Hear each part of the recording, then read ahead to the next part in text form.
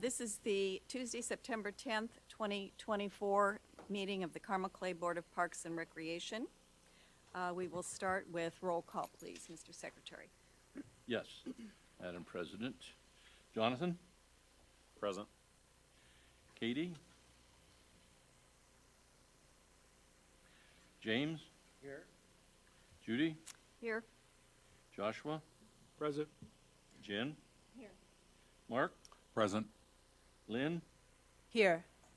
Linus? Present. Madam President, we have a quorum. Thank you. I will call the meeting to order now. Please stand for the Pledge of Allegiance. I pledge allegiance to the flag of the United States of America and to the republic for which it stands, one nation under God, indivisible, with liberty and justice for all.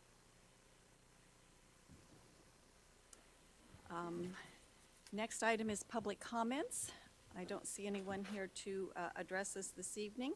So Curtis, we'll move right on to staff reports. Thank you, Madam President. Staff reports are included in your packets. As always, I'm happy to answer any questions that you have. We did have a lot of good earned media again this last month, but I also included an email that I received from a individual that was utilizing the community center, Matt Volk from Wish TV 8. And I just want to commend our staff for an outstanding customer service experience they provided for his son, Noah. So if you have a chance, check that out. Extremely proud of our team at the MCC. They do such a phenomenal job. And I thought this was worth including for the park board to have it for your review.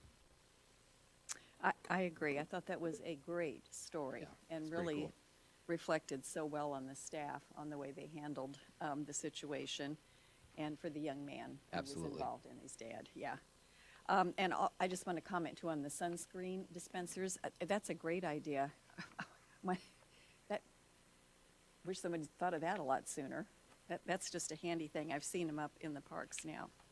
So, any questions from board members for Curtis on the staff reports or comments?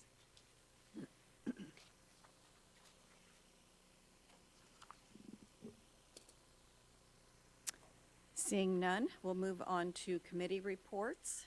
Finance Committee, Lynn? Finance Committee didn't meet last month. Thank you. The Master Plan Review Committee, Jen? Thank you, Madam President. Over the course of 3 meetings, the committee, which comprised of myself, you, of course, and then Linus, and then we had Michael and Curtis there, and Jonathan, thank you, met and reviewed all 180 pages of the document and the appendices as well. And in going through all of the document, of course, we made some suggestions regarding grammar and just making sure that the voice, if you will, of the document was the same. The messaging was the same, and really ensuring that our everything came through from our standpoint, and that everything was the same throughout the entire document. There were, while we did suggest a few things, the document in its entirety remained the same. So the things that we were suggesting did not change the document, the document's integrity. So our suggestions were surface suggestions, I should say. There are 2 changes that are still waiting. I believe Michael will have them before next meeting, is to ensure that the introduction and the conclusion reflect Michael's voice as CEO, I guess, of the park board, to ensure that it's a strong voice there, and to make sure that it, again, sets up the master plan and then finishes the master plan altogether. But I would like to thank everyone who took part of the committee for, again, reading the document. I know it's not a short one, but I think that it was a great idea to review this document in full. I feel that this is a great document. Both everyone who took part in putting together the document, reviewing the document, I think it's well organized, and I feel that the next 5 years, once it's adopted, it will be, everyone who was on the committee can answer any question that was there. So thank you. Thank you for chairing that, Jen. Thank you for chairing that, Jen. Appreciate the time everyone on the committee put in, because that was a few extra meetings for everyone. So thank you all. Strategic Funding Committee. Mark? We have not met. Thank you. We'll move on to minutes. Everyone received the minutes via email today. Are there any additions or corrections to the minutes? Move to approve as presented. Second.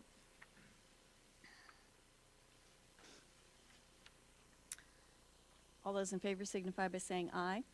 Aye. Opposed? Minutes are approved as presented. Okay. Financial reports. Treasurer Lynn, please. I move to acknowledge receipt of consolidated financial report for July 2024 and to acknowledge receipt of the P&L statements for August 2024.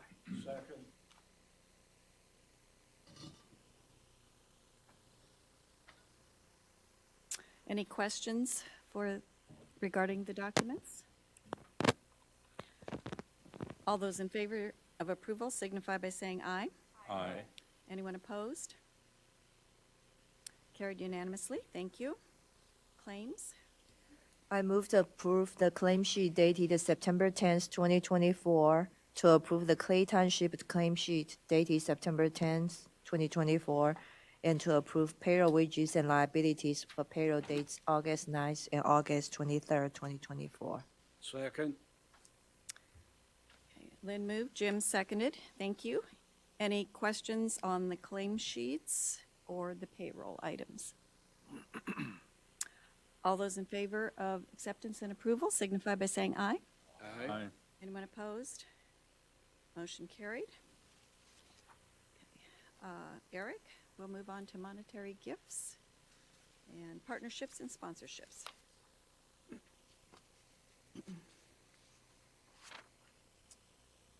Thank you. We had 2 contributions for the month of August. Excuse me, are you, the mic's on? Somehow I'm not hearing. Is everyone else You need me having to trouble hearing the talk staff closer? tonight? It sounds like, but it's coming this one any through better? for you. Is that better? hear you. Is that better? Because Curtis was low too. Usually you guys are easy to hear, so. Okay. Yes, so we had 2 contributions last month.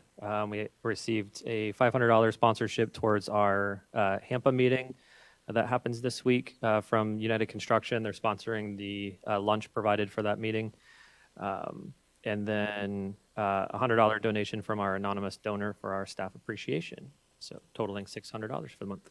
Madam President, I certainly motion that we take these monies just as quickly as we can, straight to the bank, and always thankful for our anonymous donor who appreciates our staff. Second. Any further questions? All those in favor of accepting the gifts? Signify by saying aye. Aye.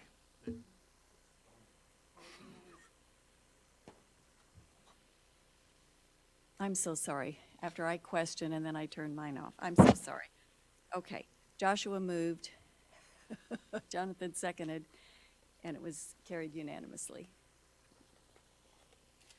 Now we're on to new business. No items for the board tonight regarding new business. Is there old business? There is old business, so have 2 amendments for the park board to consider to the professional services agreement with SJCA regarding design services and engineering services for the White River Greenway North Extension. I'll cover both of the topics together, and the park board can approve both amendments via one proposed motion. The first amendment is actually for what I view as a good enhancement to the White River Greenway North Extension. So provided some illustrations up here on the board for you to look at. Originally as bid, Conner Prairie, which of course we were working with to gain easements to help construct a good portion of this trail on their property. Once you got north of Cherry Creek Boulevard, it was their original preference to keep the trail as much as possible within the right-of-way for River Road so that we weren't going or utilizing much of their property. I had advocated or had suggested that maybe it would be nice to have a little meander, but they wanted to keep the trail as close to the road as possible and as much off their property once you got north of Cherry Creek Boulevard. As they've moved further into their planning for their proposed museum experience, they decided, working with their design team, MKSK, that maybe it would be beneficial for there to be a little bit meandering with the trail once you go north of Cherry Creek Boulevard. So they ultimately got to where we wanted to go, but the first is a $16,600 change order to SJCA to do redesign of that portion of the trail, as well as sort of that transition zone between the river and River Road. That also changed a little bit. Again, I think to the benefit of the trail because it goes a little bit further along the ridge line closer to the trail before it juts out. And part of it is related to the second change order, which is $74,500 also for SJCA for an archaeological study. So we had already done a Phase 1A archaeological study, which was actually approved some additional fees associated with that because it was a little bit more extensive than was originally envisioned, but that was done within the actual pathway of the anticipated trail and was prepared, submitted to the Division of Historical Preservation and Archaeology, was approved, and we were given the green light to be able to construct the trail.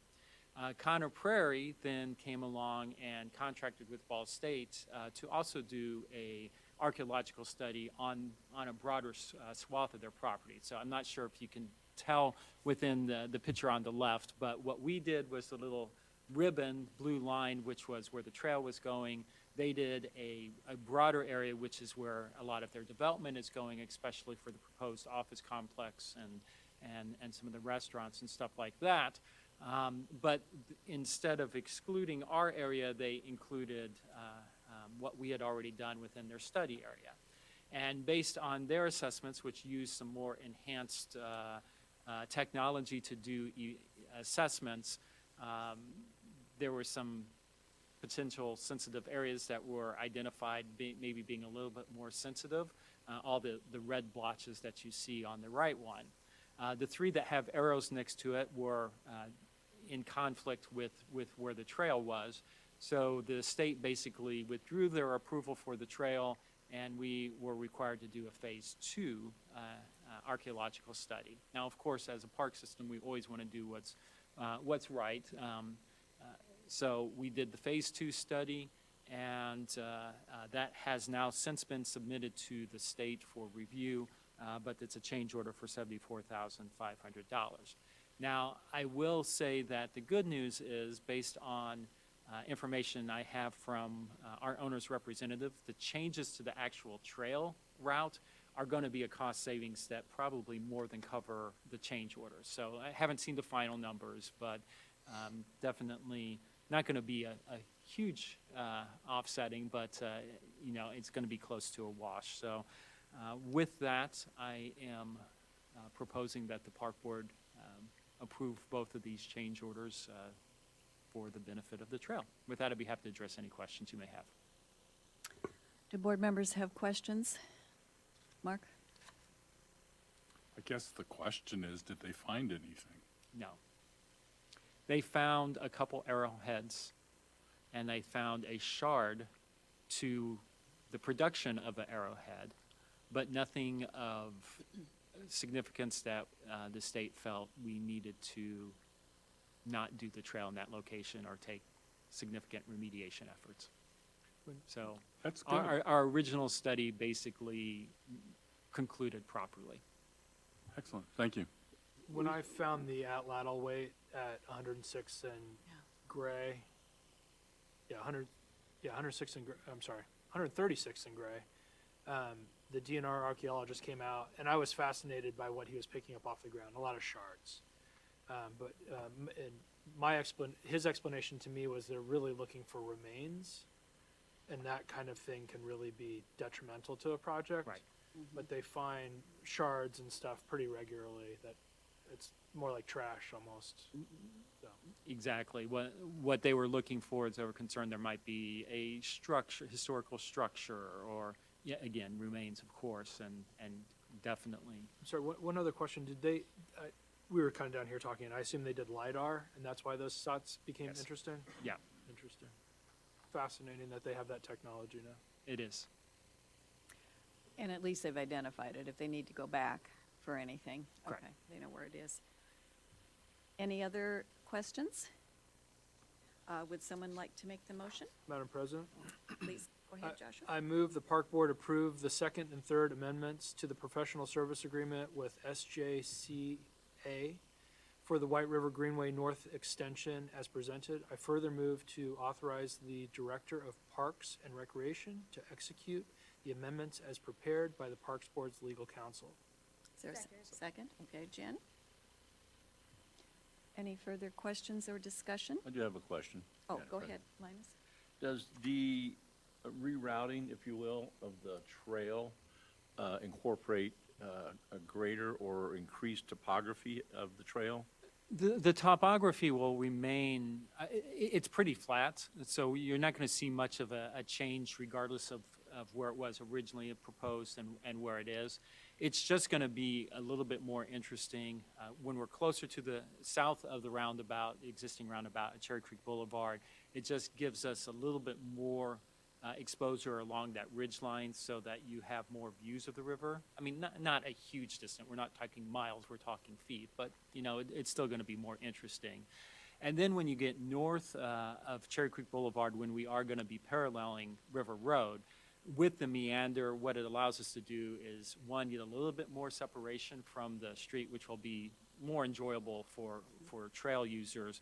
And it also affords the opportunity for a little bit more landscaping, so we can do some additional trees or shrubs or something just to make it more visually interesting. Does this put you more into the trees then, more into the wooded area? No, along the road, no, it does not. Doesn't? Okay. It basically, we actually, and the work on this should be beginning, the actual trail work should be beginning before the end of this month. It's right now crops, so we're going in towards where the fence line would have been and where the crops Oh, are. yeah, that fence, I know exactly Yeah. where that is, yes. So it's safer. And yeah, it will, it's definitely going to be safer because there's further separation, and it's just going to be a more enjoyable experience, in my opinion. Yeah, correct. Are street trees along River Road then? And any street trees will be, we won't be removing any existing street trees, which there's not really a lot once you get north of Cherry Creek Boulevard. Right. But any new street trees will be Conner Prairie's responsibility. Okay. As So part they're of their gonna development. landscape along there probably, because it makes it nice when it's shady in Yes. the summertime, so. Okay, any other questions regarding this motion? All those in favor signify by saying aye. Aye. Anyone opposed? Motion carried. Next, attorney's report. Zach? Yeah.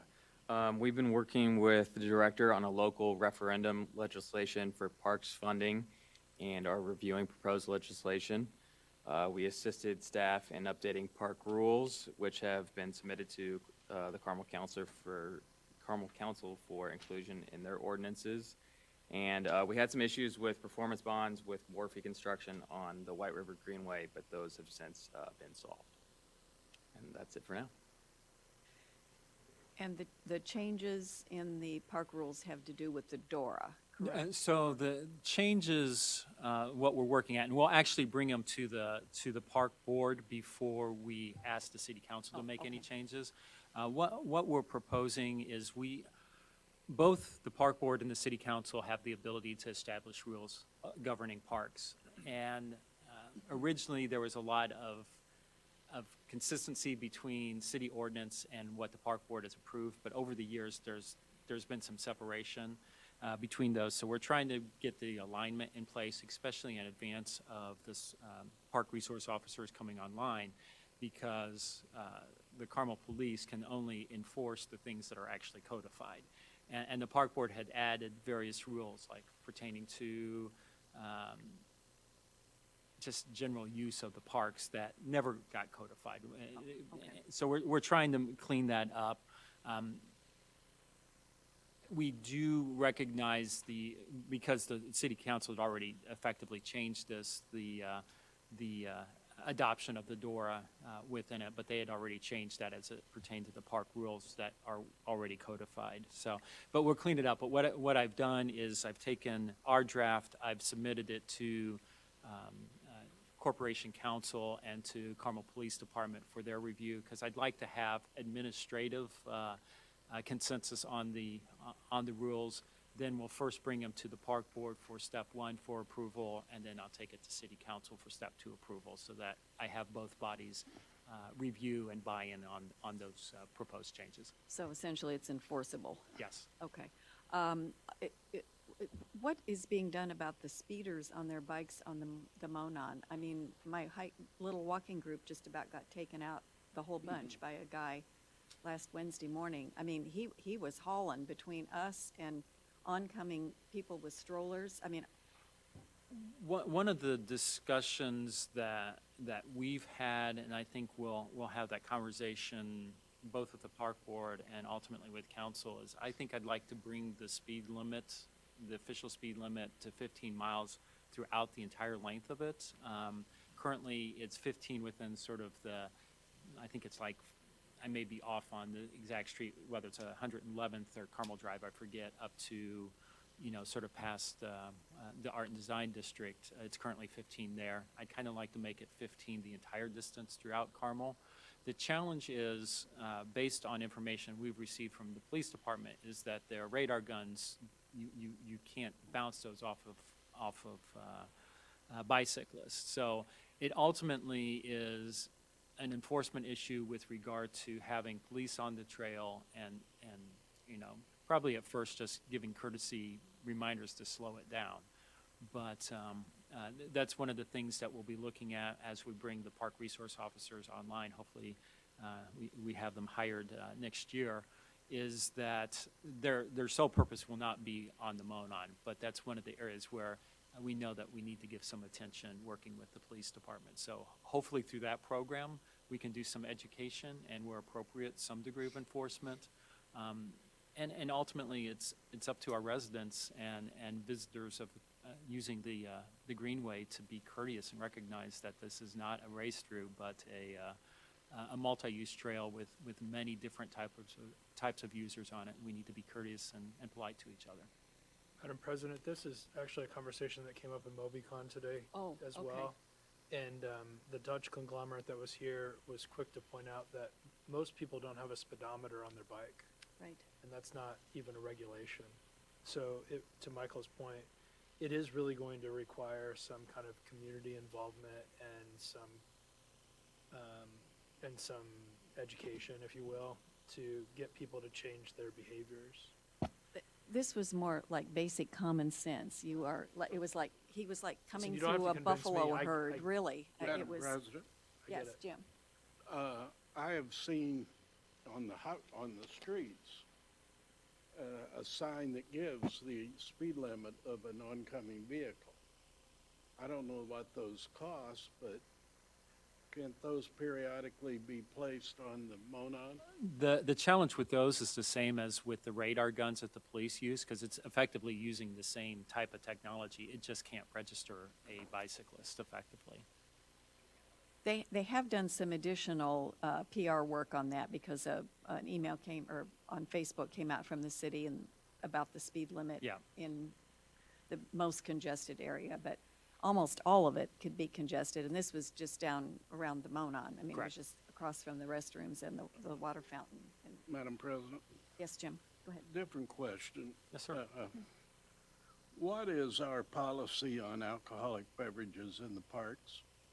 So alcoholic beverages are prohibited in the parks unless they're within the central DORA, or they can also be consumed within the Monon Community Center if served by a authorized, It's a bartender with a excuse me. Yeah, liquor yeah. license. Yeah, So somebody- what part of the Monon is in the Dora? basically from Carmel Drive to just a little bit north of Main Street. Did they ask us about that? There was some discussion with us regarding that, or at least with the department, but it was very clear that the political class was very interested in seeing this door approved. So I can count votes. Mark, Madam President. I just recognized Mark, just a second. Michael, two thoughts. If we adopt that for the Monon, I would suggest we might want to adopt it for the entire, all of the trails and parks from a consistency standpoint. And the second thing is, I know that our rules in the past have said no motorized vehicles on the trails. There has been a recent proliferation on the west side of Carmel of golf carts again. And they're just they're literally everywhere, and they've been out into the streets with little kids driving on all kinds of nonsensical things. So I think it might behoove us to put in the rules, since people don't seem to understand that they're motorized vehicles, that golf carts aren't allowed in the parks. Yeah, we had already foreseen that, so that is one of the proposed things to ensure that we're clear on what assisted mobility devices means and what it doesn't mean. And then I want to make sure I understood your first comment. Are you referring to the 15-mile-per-hour speed limit for all trails? Yes. Okay, that's what I assumed, but I wanted to make sure. Yeah, just from a standpoint of consistency, that Correct. there's no doubt that it includes other parks that might have speeding problems, if not now, sometime in the future. I think that's an excellent suggestion. Because I'm Thank you. sure the White River Greenway will ultimately have that same issue.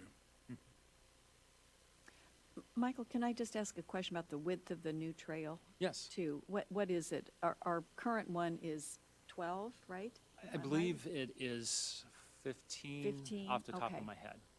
I knew it was larger. I Okay. know we were going to a little bit wider than what we did before. Before, okay, because somebody asked me about that, because they said when they try to ride it, it's congested, and they end up in River Road, in Yeah. the street. Okay. All right, go ahead, Linus, please. Thank you.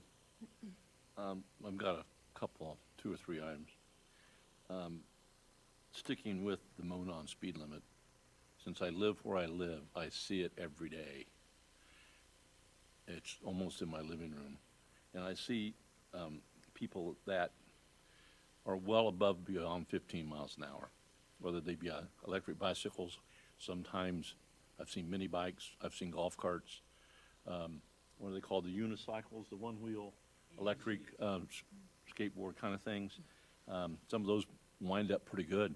I see those on there. I see gentlemen and ladies on bicycles, high-end bicycles, running at pretty good speed, usually coming from the north headed south before they have to start braking before Main Street. And I get that. It's going to be very, very difficult to manage all that. But as evening approaches, as dusk approaches, those individuals that are running at a higher speed are much more difficult to see, even with their headlights, and people are out for a leisurely stroll after their dinner and eating their ice cream. We've seen many times issues that were extremely close. And I've seen people get hit. Fortunately, not very many. And I've run out on the Monon and helped people and provided bandages and water and, tried to give them assistance when I've been outside.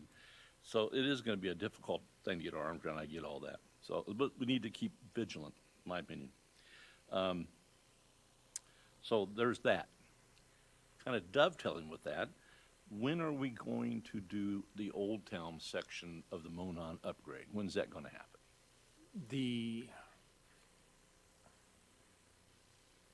I'll have to check on that. I don't know exactly. I know we were working on making sure that we didn't do any repairs in conflict with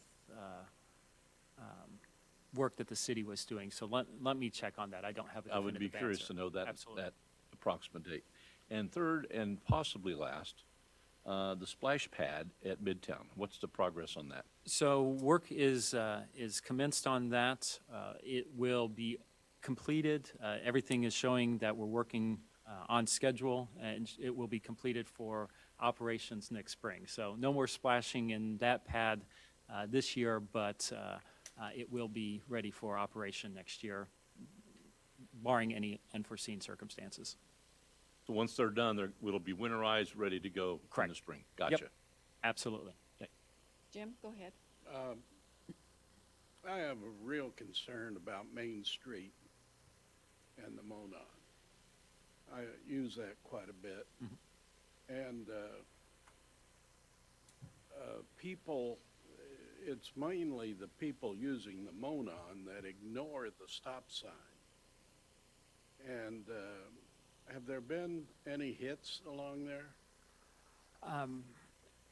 I don't necessarily get all the reports, so I'm not aware of any recent hits there, but I can't say definitively one way or the other because we don't necessarily get reports from the police on those. Do you anticipate that maybe sometime in the future that that's going to have to be signalized? That I don't know. That's something that we would have to do in close coordination with the city engineering department and chief infrastructure officer.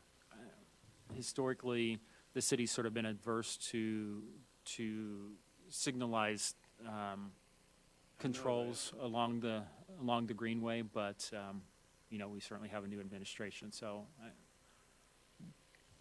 but yeah, I don't know. Well, I'm with a group, have pizza almost every Thursday night there at Basbo's, which is a wonderful place to observe all of this.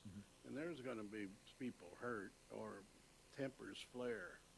There's a lot of people at 5 to 8 o'clock through there. One thing that is helpful with all the feedback that I'm getting from the park board today is I can now have a conversation with the chief of police and some of my counterparts in the city just to say that there was, just as we're hearing from the community, because we're hearing it just as much as you're witnessing and hearing it as well, it just gives me more talking points to have those conversations to say that this is going to take a collective effort to try to educate as well as, rules are as good as they are enforced, and we're not the enforcement arm, the police are, and I'm not saying that the police are doing anything wrong, but it might be advantageous as a community for a little bit more enforcement along the Monon Greenway. Did any of the MobiCon people mention speed bumps on bikeways? Is that something that, does anybody do a speed bump every once in a while? That wasn't really the conversation. Yeah. I have wondered if our intersections should be reverse tabletops so that people on bikes have to mount the road to continue through the intersection. I think it's also probably relevant to note that in Carmel, we have a interesting circumstance where that,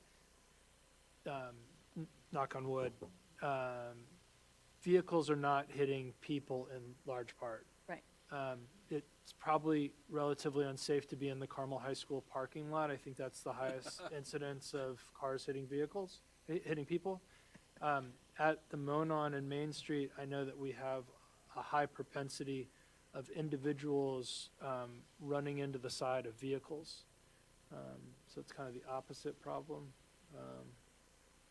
But I don't know, we should all be Hoosiers and be friendly and work it out. I was just curious whether there must be other urban kinds of trails that have these issues, and Well, I was going to actually ask is, we used to have chicanes on the Monon, and I know why we took them out.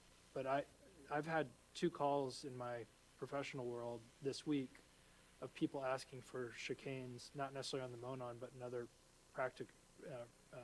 practicalities, if you will. And I said, well, we had a bunch of people kind of get hurt by those in the past, but because people ran into those, actually ran right into the gates. So, yeah.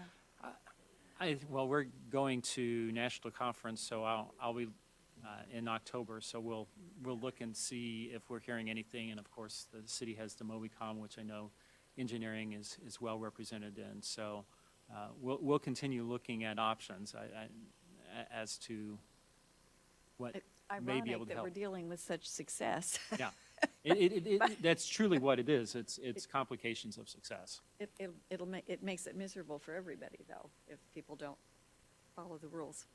Oh, okay, any other questions on that item? Okay, Michael, was that your director's report? Well, no, that was We still sort of attorney's segued in report. from- So going from into the Zach. director's Thank you, Zach. report, first and foremost, I want to remind the park board that our October meeting will be Thursday, October 17th, 2024, 6 p.m. in this room. Our national conference, the National Recreation and Park Association's annual conference, will be in Atlanta the week that would typically be Park Board Week. So, no, 6 p.m. Yeah. So want to make sure you get that on your calendars. While we're talking about some important dates, the budget workshops with City Council are scheduled for September 25th and 26th. They have not issued the lineup yet. I've requested our traditional spot of last on the last day. So if we get that, it'll be 26th, probably around lunchtime or a little bit thereafter. But as soon as I get the official schedule, I'll pass that along to the park board. You're all welcome to attend that if you're available. And then more next week on September 19th at 6 p.m., the City Council's Land Use and Special Studies Committee will be meeting. I haven't seen the official notice on that yet, but it should be 6 p.m. at the main library for Carmel Clay Public Libraries in their meeting room. But again, I'll pass that on. That's the committee that the proposed amendment to the interlocal to lock the park board in its current membership structure of 4 mayoral, 4 trustee appointees, and 1 school board appointee for 2 years has been proposed for consideration by the council. I know that committee chair Councilor Snyder is interested in also having some conversations, bigger picture conversations of, pertaining to funding for parks. So I think there'll be discussions about more than just what's specifically in the proposed amendment, which really is truly just locking in the membership for 2 years as we have the bigger picture conversations. But that may be a beneficial meeting for park board members to attend if you're available. So again, Is this in the boardroom of the library? I believe so. So I haven't seen the official meeting notice yet. So as soon as I see that, I'll pass that along, and I'll keep you posted on that. I did also want to say that for the budget proposal, the mayor has given a favorable recommendation to all the projects and budget proposals that are city funded.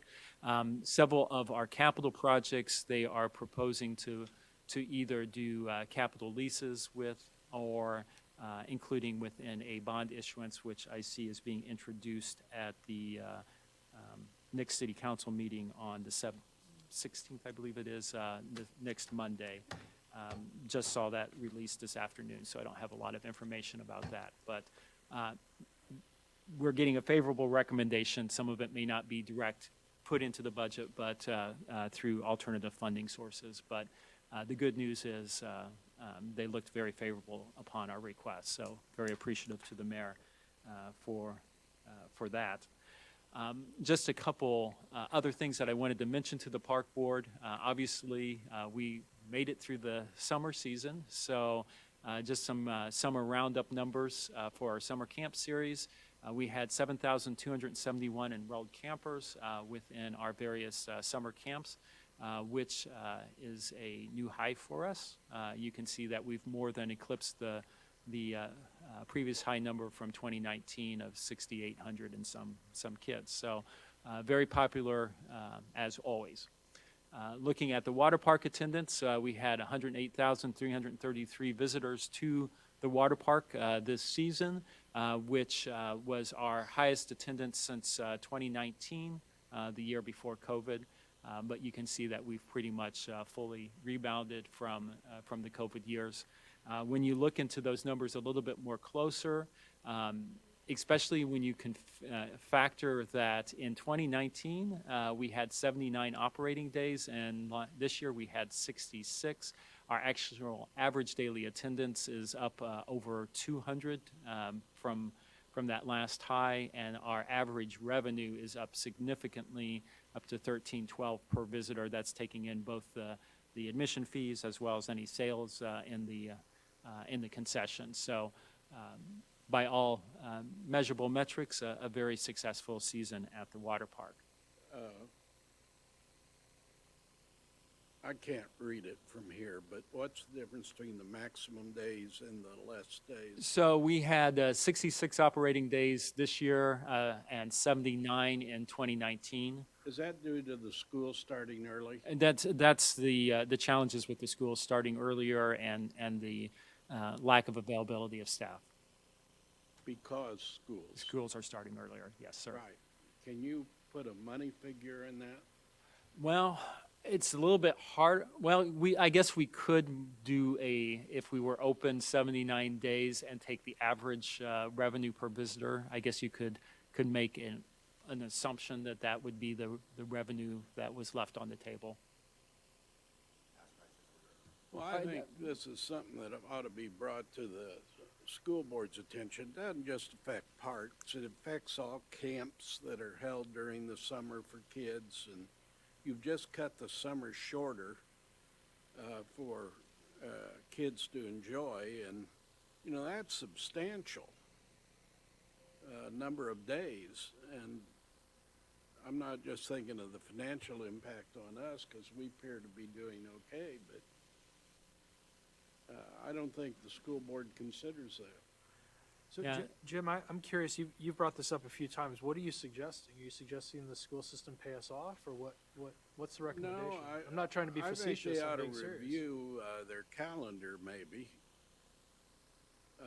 Jim, a number of years ago, I sat with the school board when we went through this whole process, and they were very much aware of the effect it has on the community, but their focus is not on that as much as it is on the education.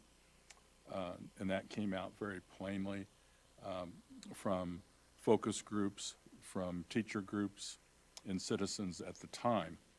And so they're under a lot of pressure to match what some of the other school systems are doing, as well as what some new standards are around the nation for schools. So it's not that they've ever ignored it or dismissed it. They just take it into account as part of the overall work they have to do.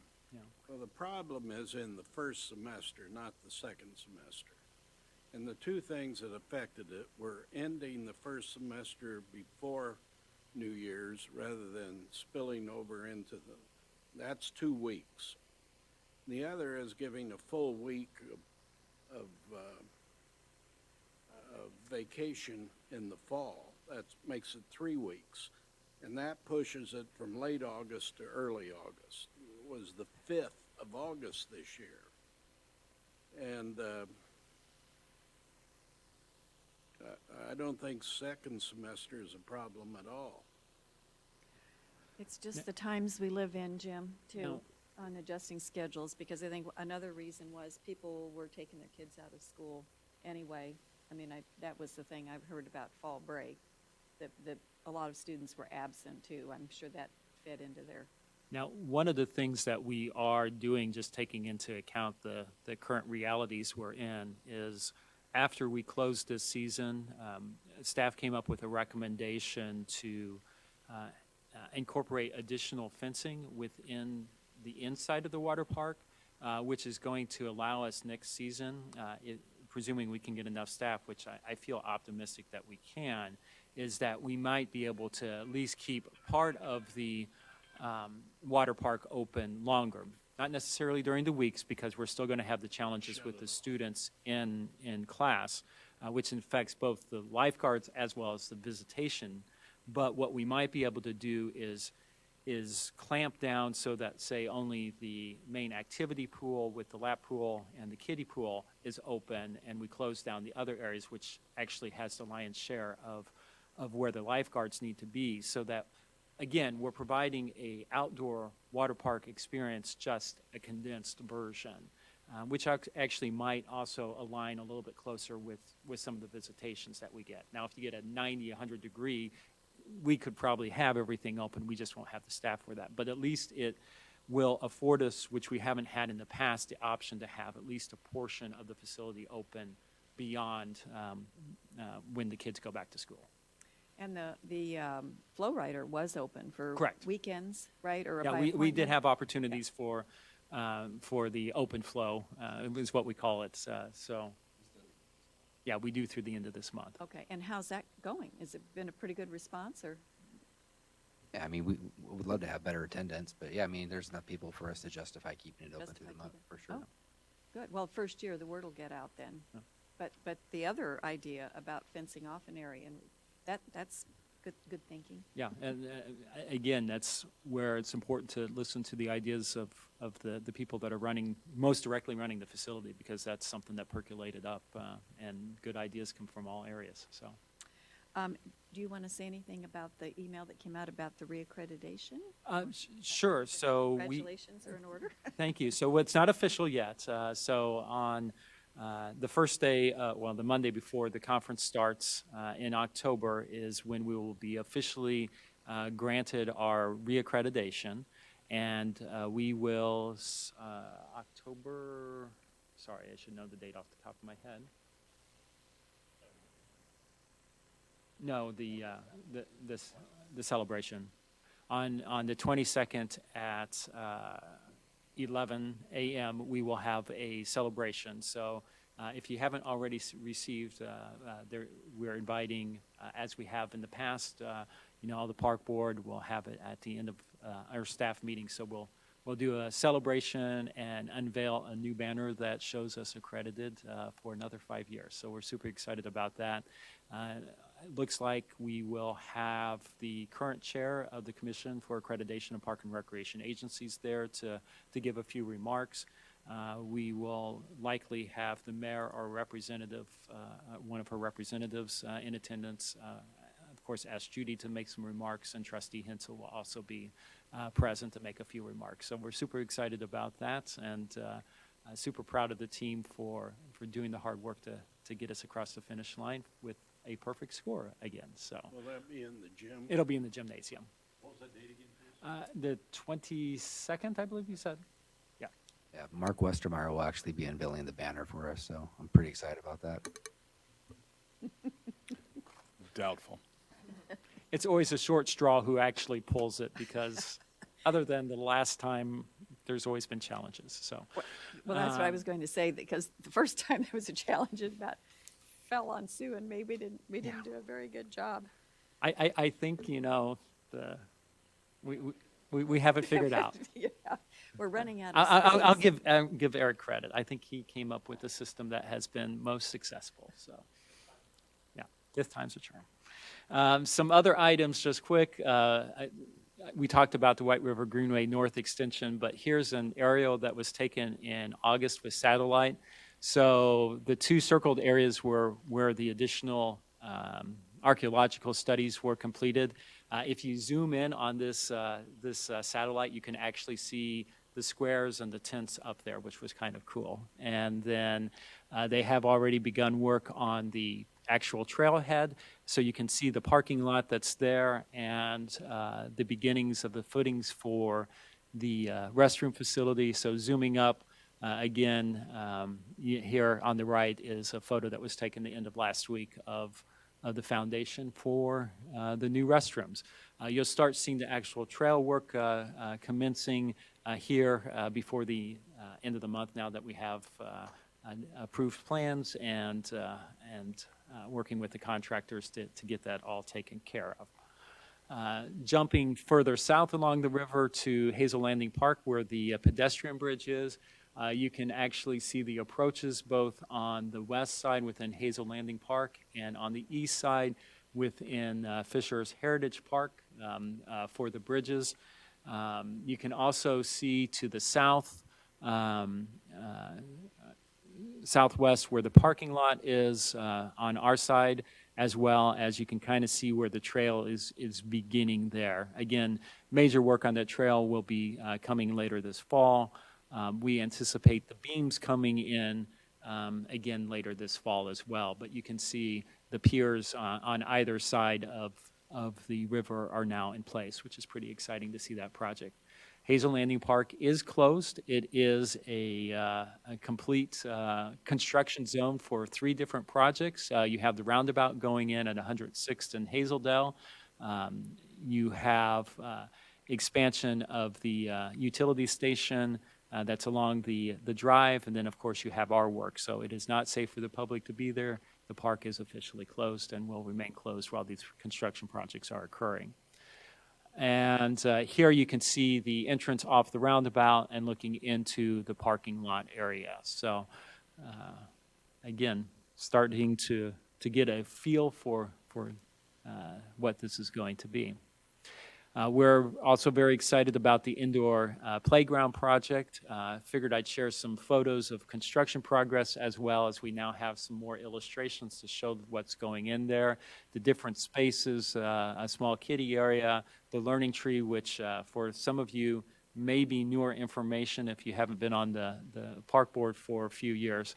That will be an artwork, the Lucky Climber, as well as an imagination playground. So zooming in, this is looking towards the east from the entrance to what used to be the cafe, and then more recently the multipurpose room. Looking east towards the kid zone area, the wall is now gone that separated those 2 spaces. So Mark and I were probably the last 2 people to actually see the space without the walls, and now we get to see it without the walls again. And then this is looking from the corner of the kids zone towards the cafe, former cafe space. So much more open space, which is kind of cool to see. We've got tarps over all the windows for the group fitness studios that are up above. Looking at some illustrations as to what these play experiences are going to be. Back sort of tucked where the kitchen was, previously is where the small kid area will be, and a sort of almost a Camelot type structure, if you will, in there, creating sort of this fairy tale castle type experience. To the left is a photo of a much smaller version in another facility. But something that should be very popular with the smaller kids. Also in that same area, more where the serving area for the old cafe used to be, is a soft play area. Again, just sort of playful shapes. 2 of the shapes kind of are reminiscent of a canoe floating in the water. Rocks and just a playful experience there that's very cushioned, so that if you've got toddlers without great balance, they fall into a nice cushy area. The photo to the left is an illustration, again, from another facility to give you an idea of the type of experience that will be. The learning tree, which originally was in the urban chalkboard, which was a play experience that former park board member Jessica Beer co-owned. We inherited the tree that was there, which was at once a real tree that was scraped down by a local artist. Not illustrated in this particular photo is that there'll be projectors, so that there will always be a dynamic component to it. It can have an educational theme. I mean, we can change out the themes with related to that, but that'll be a prominent feature once you come into the space. That will be fun just to watch and kind of are bringing a tree inside, if you will. We're going to have, for those of you that remember the Light Brights as kids, we're going to get a Lightzilla, which is a huge version of that that'll be on the wall that the kids will be able to play with. At the top of it will be our logo in the Light Bright type format, but that's not removable. That is always there. But should be super fun for kids and kids at heart. And then we're going to have a Imagination Playground, which is this basically kind of big building blocks. Some of them are pegs and stuff that you can put into the walls and stuff, all soft cushion things, but a really imaginative impromptu play experience that you see in some science museums and children's museums and stuff. So we think it'll be very, very popular and one of those different types of play that you just can't get on a traditional playground. So we're super excited about that.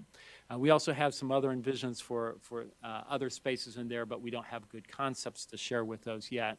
And then I did get, in this picture you can't see the netting particularly well on the screens, but we have updated illustrations of the Lucky Climber, which will be the signature play pieces.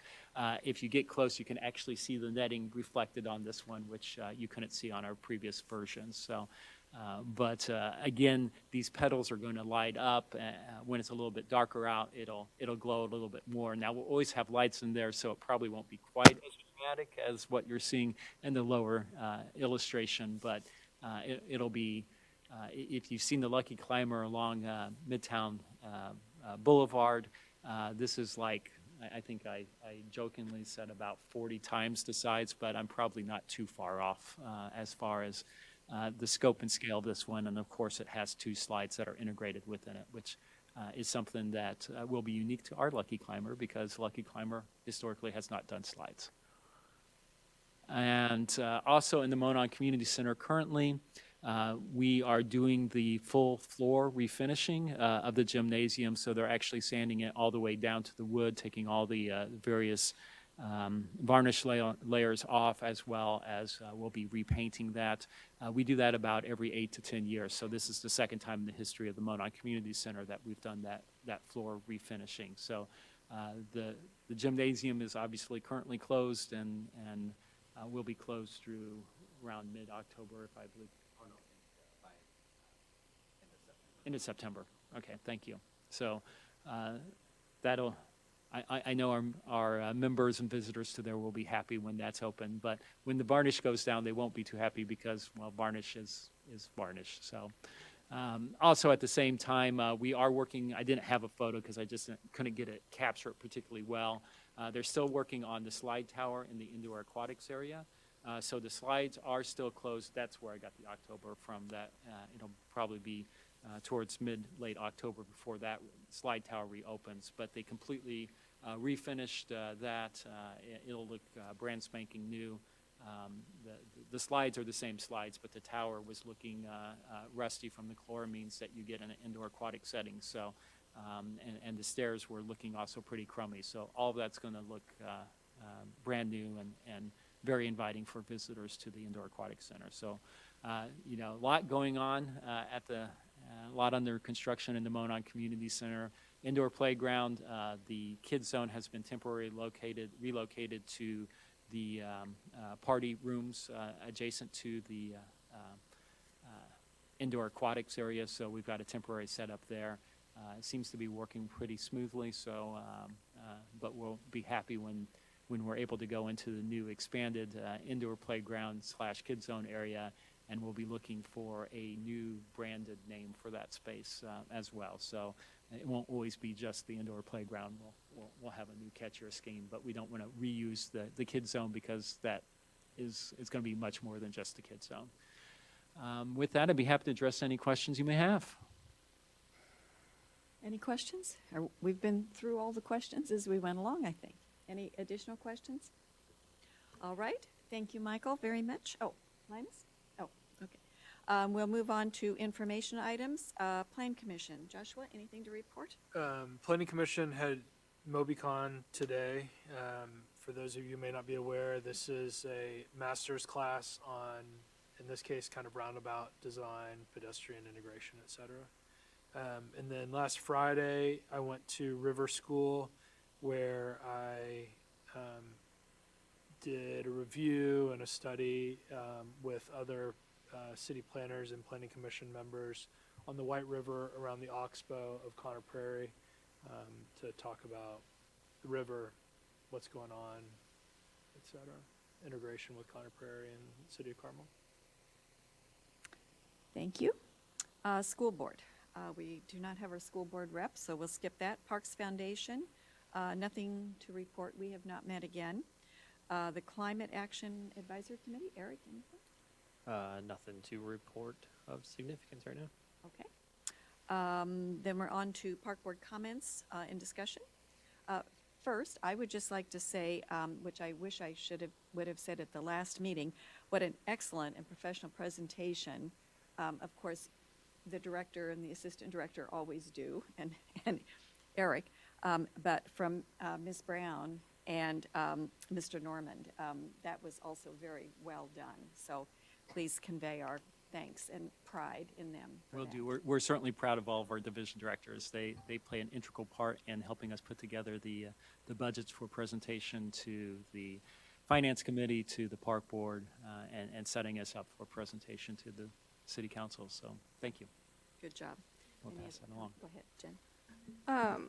Michael, I believe it was left off that you celebrated 20 years, I believe, recently. So I would like to thank you for those 20 years. Thank you. It's been certainly an honor to be, I started in July of 2004, and a lot has changed with the park system over those years, and it's certainly been an honor to be a part of the leadership team and in the last 5+ years director. So thank you for having me. So, So my gift is, if any of you have seen a pattern coming to administrative offices, I usually park in the same spot all the time and then, give joking grief to anyone who parks in that spot when I'm not there and stuff. So now I have an official parking spot in the parking lot at administrative offices, so, with a sign. The best gift I could possibly be given, so. Been another 20, we might let you have your own now. well, and just to recall that Michael is the one who did the pro forma for the Monon Community Center before he was ever employed by the Park Board, and demonstrated that it could be done. And we managed to hang on for 2 years till it got done. And that was thanks to Michael and Mark, of course, as the directors. So they got the mission done. Yeah. Any other comments? I have one. Yes, Linus? Repeatedly, or consistently it seems, I'll read an article in whatever publication it may be in, just about can name one that's local, regional, and invariably, and this is patting ourselves on the back, invariably, there's a list of attributes that the city of Carmel has that draws people in. And the latest one I read was about low-cost housing. And in that, there was a comment that went down 4 or 5 component bullet points about what the attributes of Carmel are, and once again, parks is mentioned. And it's not the first time, nor will it be the last. But consistently, parks is in that conversation every single time, no matter what it is, housing, bringing businesses in, headquarters, subdivisions, whatever. It's parks, parks, parks. And I can't be more proud to be a part of this organization and have us called out consistently as being a main attribute to this community to bring people that want to live here. So I just want to, everybody needs to pat themselves on the back and say, job well done. Thank you. I couldn't say it better myself. Well done. Any other comments? I will entertain a motion for adjournment. Second. Josh, Jen, you beat. We are adjourned.